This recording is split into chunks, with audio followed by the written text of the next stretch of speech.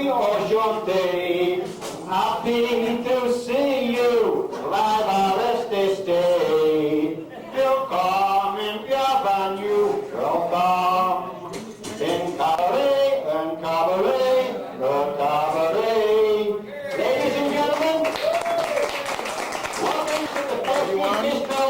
I am your host. My name's Bennett. Hey! All right. You know, when I turned 50, you know, Jimmy says there's 3 things you have to remember when you turn 50. And I said, what are those, Jim? He says, well, he says, always use the restroom every chance you can get. He says, believe me. He says, the second thing is never waste an erection. And the third thing is, he says, every time you pass gas, check your shorts. And I do. And he's right. That's right. Don't forget that. Start spreading the news. We're leaving today. When I turned 50, I was told to get a prostate examination. First one ever. Sort of knew what it was because I'd heard all the jokes. I'm in there. Doc says, drop them, bend over the table. I bend over. It feels funny. I look around. He's using 2 fingers. I says, hey, Doc, what's the deal? He says, well, he said, I'd like a second opinion. Sorry, Doc. That's why I'm after ceremonies, okay? You know, they say that you can't circumcise a Texan because there's no end to those pricks, you know? I don't know, you know, in some states they don't like New Yorkers. Like when I come from the north of Europe, they don't like Cockneys. Cockneys are people from London. No, people from the north cannot stand Cockneys. Cockneys think that people from the north are hillbillies. Same as anybody who's not from New York or western New York, you know, are hillbillies, and Texans think that they're better than anybody in the world, which in some things they probably are. You know, the thing is that if Bill and Hillary Clinton got divorced, would they still be cousins? That's the question. There's the 3 of them in the strip joint. There's the Italian guy, there's the Irish guy, and the Jewish guy. And the stripper's there in all of her majesty, and she's doing the dance in front of the 3 of them. So the Italian guy with the flourish pulls out a 20, licks it, and slaps it on the ass of the stripper. Well, the Irish guy, not to be outdone, also pulls out a 20, licks it, and slaps it on the other cheek of her ass of the stripper.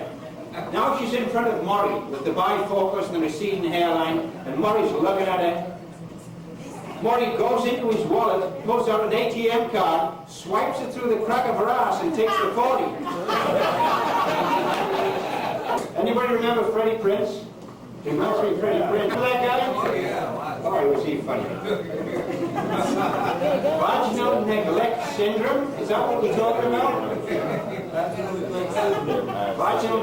Okay, the midget comes into the gynecologist. He says, Doc, I'm suffering from vaginal neglect syndrome. He says, oh, he says, not to worry. He says, just get up on the table and put your feet in the stirrups. You know the drill. So the midget gets up there, puts her feet in the stirrups, and the doc gets under the sheet, and he says, nurse, could you possibly hand me the snips? Gets the snips, under the sheet, snip, snip, snip. He says to the midget, how is that? He says, well, doctor, she says, it feels a little better.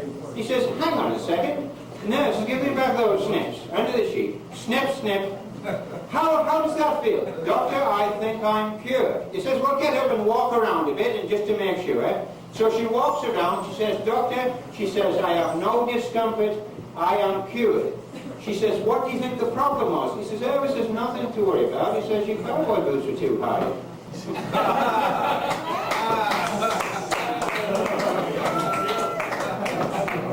We won't get into midget jokes. But elevators always smell different to midgets. Passing gas. I'll tell you. It's like the Avon lady in Chicago has to make a call to the 7th floor, and she's there with a little attaché case with the Avon products. The elevator stops on the 3rd floor, and that's where the bar is. The door's open, and this drunken Irishman stumbles into the elevator. Well, before he did that, the lady had to pass gas, break wind, cut a fart, whatever you want to call it. After she did that, she definitely goes into a bag, brings out a small kind of pine sol deodorant, and wafts it around the elevator. So the Irish guy gets on the elevator, and he gets in, he's standing there, and he says, Jesus Christ, he says, what's that smell? She says, well, I don't smell anything. He says, Jesus Christ, what is that smell? She says, well, what does it smell like to you? He says, lady, it smells like somebody just shit a Christmas tree. Or took a shit in the forest. Passing gas, I'll tell you a true story which is not funny. Now, go and take a minute. I went home after being 14 years in the United States to the house of my mother, where my grandmother is, my aunties and everything. My uncle Stan lives in the house, and when I get to the house after 14 years, never going back to the British Isles, all of the ladies, it's Christmas Day, are all in the kitchen, and they're all pissed off. My mother, all of my aunties and everything. And I walk in there and said, what are you all doing in the kitchen? And they wouldn't answer me. So I go into the living room, and there's my Uncle Stan. He is sitting, the Christmas tree's there, the fire's there and everything, and he is uncontrollably giggling. There's tears as big as marbles coming down his face. And he's cut a humongous fart, and he's chased them all out of the room. And this is the funniest thing that could ever, I mean, this is so funny to him. And they're all there, 8 ladies in the kitchen, pissed off talking about him, and he is in hysterics, his legs are up in the air, and I mean, I think that's funny. I mean, passing gas is good when you're doing in bed, you know, and you realise it's been nasty, you've been on the booze, and you get your girlfriend, you pull a blanket over your head, and you say, hey, get some of this, baby. You're so mad. You want to kill you. The more angry you get, the more funny it is. You can't help it. That's just one of those guy things. Passing gas is well as that, you know. Talking about ladies, I mean, hospitals. I've never been the same. After 14 years, I go to visit my great-grandmother who lives on the road in Scarborough, a nice little town on the seaside. I knock on the door, and because I know she's deaf, right, I let myself in after 14 years, walk around the house, can't find her, walk into the bathroom and say, Grandma, and there she is, okay, come in, she weighs 105 pounds, she's 106 years old, and she's coming out of the shower naked. I was never the same. Every time that I used to go to visit, she'd be vacuuming naked. Didn't know that she had no clothes on. She'd sit there and chat with me and make me a cup of tea standing at the stove with the kettle boiling. Come now, for Christ's sake, put some clothes on. Ladies in the old folks' home, right, goes up to the attendant on the door, whips up a skirt and says, super pussy! She's 80 years old for crying out loud. Goes to the attendant on the other door, lifts up a skirt and goes, super pussy! No response. This little old guy there, 80 years old, sitting in the wheelchair, she goes up to him, looks at him, gives it another shot. Super pussy! He says, I'll take the two. I'll take the soup. 80-year-old guy gets up, looks in the mirror, and says, boy, do I look good, do I feel good, I'm 80 years old, I feel like 70. Puts some aftershave on, says to himself, I think I'll go down to the old folks' home and make myself feel even better.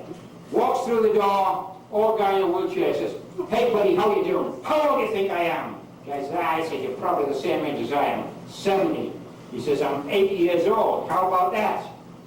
Continues on down the corridor. There's an old lady on a walker coming up the corridor, goes up and says, good morning, madam. Let me ask you a question. How old do you think I am? She steps forward, unzips his fly, puts her hand inside of his pants and gropes him for 15 minutes. And she says to him, you're 80 years old. He says, Jesus Christ. He says, how the hell do you know that? She says, I heard you tell the old guy in the wheelchair. All day, every time you pass gas, check your shorts. Let's go for beauty test at the 4th Street Bistro. Come in, have something to eat, enjoy the comedy. My name's Bennett. Thank you for coming.